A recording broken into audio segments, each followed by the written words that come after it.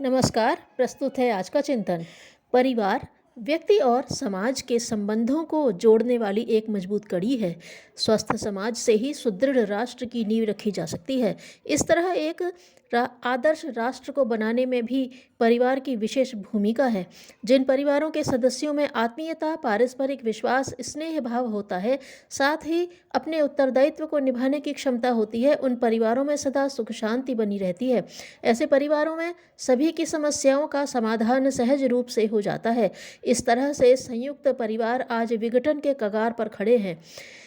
नवदंपतियों में स्वच्छंद जीवन जीने की भावना बढ़ती जा रही है। दुष्परिणामों के परवाह किए बिना वे घर की चौखट लांघकर अपनी अलग दुनिया बसाना चाहते हैं। परंतु जब उनका परिवार बढ़ता है, बच्चों का जन्म होता है, तब उनके पालन पोषण और व्यक्तित्व के विकास में अनेक समस्याएं सामने खड़ी नजर आती हैं। जिन स्वर्गीय सुख की कामना से संयुक्त परिवार टूटा था, कोरा सपना दिखाई पड़ता था, भावावेश में उनके द्वारा उठाया गया वह कदम महंगा प्रतीत होने लगता है। संयुक्त परिवार की आंतरिक व्यवस्था अधिकतर स्त्रियां ही संभालती हैं। संयुक्त परिवार में सब लोग मिलजुल कर सारा काम निपटा लेते हैं। विघटित परिवार में उतना ही काम अकेली स्त्री को ही करना पड़ता है।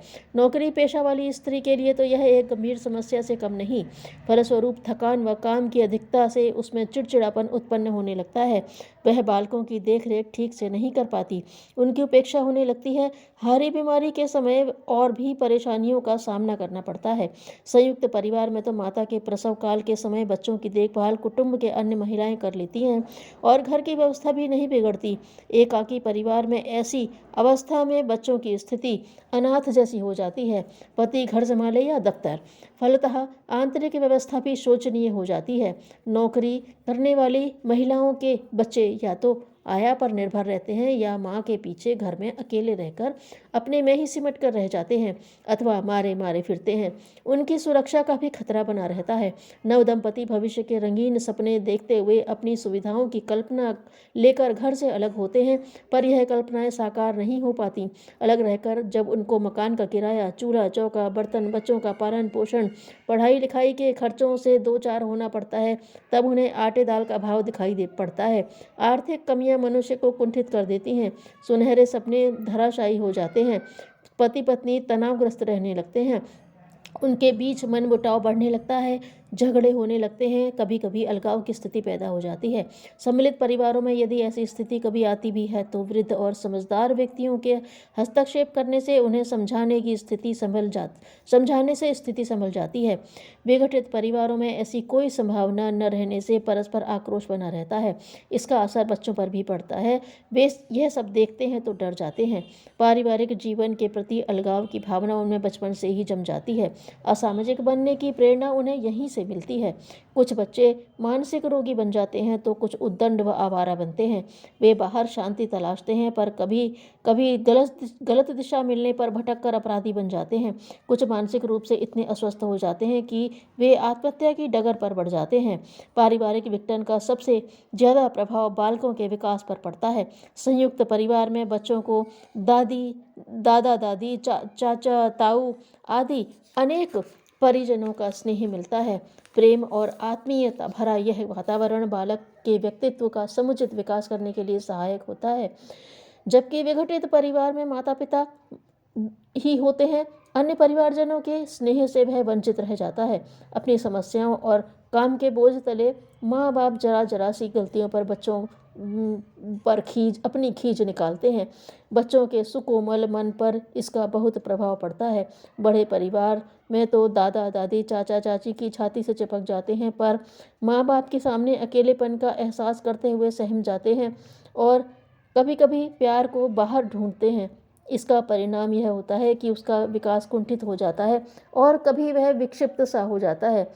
बाह्य जगत में बहुत सी चीज़ों को जानने की बच्चों के मन में जिज्ञासा उठती रहती है। सम्मिलित परिवार में इतने सदस्य होते हैं कि उनकी जिज्ञासा का समाधान कोई न कोई कर देता है, परंतु एकाकी परिवार में माँ बाप से भयभीत बच्चे ये अपनी इच्छा को व्यक्त नहीं कर पाते। मन ही मन या तो वे कोई अटकल लगा लेते हैं या उससे ऐसे ही छोड़ देते हैं। अपनी समस्या का समाधान न होने से बच्चों की जिज्ञासा प्रवृत्ति प्रायः लुप्त होने लगती है। और धीरे धीरे समाप्त हो जाती है। परिणाम स्वरूप ऐसे बच्चे या तो कूपमंडूक रह जाते हैं अथवा अपने मन में उल्टी धारणा बना लेते हैं। बाल मनोवैज्ञानिकों का कहना है, यदि बच्चों की जिज्ञासा का उचित हल मिल जाता है तो उनके मन में नई नई चीज़ों के प्रति आकर्षण बढ़ता है, नई नई जानकारियाँ प्राप्त करने की लालसा उत्पन्न होती है। इस प्रकार अधिक ज्ञान प्राप्त करने के क्षेत्र में आगे बढ़ता चला जाता है। प्रखर प्रतिभाओं का उदय इसी प्रकार होता है। जितने भी आविष्कार हुए हैं या सिद्धांत बने हैं, इन जिज्ञासाओं की ही देन है। बच्चों को आचार व्यवहार की शिक्षा संयुक्त परिवार में जितनी सरलता से मिलती है, विघटित परिवार में नहीं मिल पाती। संयुक्त परिवार में सभी बड़े लोगों के रहने से आदर और शिष्टाचार की भावना स्वाभाविक रूप से विकसित होती है। बच्चे उपदेशों से नहीं वरन देख कर सीखते हैं। जैसा वे अपने बड़ों को करते हुए देखते हैं वैसा ही सीखते भी हैं। उनमें अनुकरण की प्रवृत्ति बहुत तीव्र होती है। अधिकतर दंपति जिनमें संकीर्ण स्वार्थ की भावना रहती है, जैसे मैं ज़्यादा कमाता हूँ, छोटा भाई कम कमाता है, मेरा पैसा परिवार के लोगों पर ज़्यादा खर्च होता है, हमारा पैसा हम पर ही खर्च होना चाहिए, ऐसे विचार परिवार में दरार डाल देते हैं। ऐसे स्वार्थपरता के कारण जो परिवार विघटित होते हैं, उनका भी असर बच्चों पर पड़े बिना नहीं रहता। वे भी धीरे धीरे स्वार्थी और संकीर्ण बनने लगते हैं। उनमें अपने तेरे की भावना उत्पन्न होने लगती है। वे एक दूसरे की मदद करने से भी बचते हैं। उनमें ईर्ष्या भाव उत्पन्न होने लगता है। यहाँ तक कि आपस में भाई बहनों में भी प्यार का अभाव सा हो जाता है। लड़कियों पर तो इसका प्रभाव और भी गलत होता है। जब उनका संबंध दूसरे घर से जुड़ता है तो वहाँ भी वह अपनापन नहीं दे पाती। न उनमें मिलजुल कर रहने की भावना उत्पन्न होती है और न सहयोग करने की। न उनमें वृद्धजनों के प्रति सेवा भावना रहती है और न बड़ों के प्रति सम्मान। न उनमें अपने पद, अपने नंद देवरों के प्रति प्यार होता है और न स्वजनों के प्रति स्नेह। उसमें मैं और मेरा पति का भाव ही जन्म लेता है। इस तरह यह क्रम अन्य परिवारों को भी बिखेरने के कगार पर खड़ा कर देता है और स्थिति विस्फोटक होती चली जाती है। संयुक्त परिवारों का गठन और संचालन सहकारिता के आधार पर ही होता है। मिलजुल कर काम करने और परस्पर काम बांट लेने से समय और श्रम दोनों ही की ही बचत होती है। एक चूल्हा होने से धन की ही बचत नहीं होती, वरन बच्चों की देखभाल भी ठीक से हो जाती है। ज्ञानार्जन, आचार व्यवहार, शिक्षा और बालकों का समुचित विकास जितनी अच्छी तरह से संयुक्त परिवार में हो सकता है, उतना एकाकी परिवार में नहीं। अतः समाज व राष्ट्र को सुगठित व सुदृढ़ बनाने के लिए संयुक्त परिवारों का विघटन रोकना आवश्यक है। सद्ज्ञान सर्वश्रेष्ठ संपदा है, उसकी रक्षा हर कीमत पर करनी चाहिए। धन्यवाद।